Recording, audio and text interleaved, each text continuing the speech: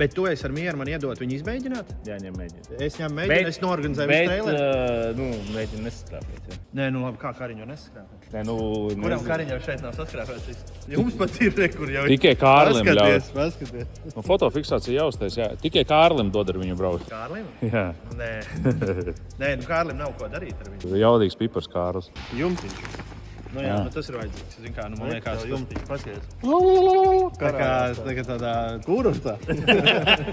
Tu iekrāmi, tev neliekās, ka tu esi darbā, bet tu esi vienkārši atbrauc kūrortā. Nē, nu šito vajag iedomājies tev visu laiku, nu tā kā ierakstat tie, kas strādā uz Kariņu, vai jūs gribētu strādāt, ja nav jumts. Tā kā, nu šis ir obligāti. Ārā. Nu man liekas, tas ir obligāti vajadzīgs tādiem. Tev dizaini tāds Sandis tādu dizainu netaisa. Tas ir jautājums, pie kura Sandim būs jāpastrādā. Vai ne, Sandi? Jā, kāpēc oranžs? Tad nekur neiesnesies, Andi. Pirmais kārs. Tā, lai tev redz no helikoptera. Citādi jumtiņi nāk līdzi kompaktā. Bet viņas atsevišķi var pasūtīt? Viņš viss reģistrēts arī uzreiz, jā?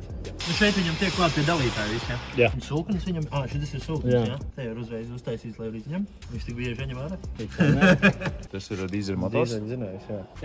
Teiksim tā, vairāk par tehniskajām niansēm, tad jau mēs varam pieaicināt mūsējo cilvēciņu, kurš jau tev super niansēti izstāstīt.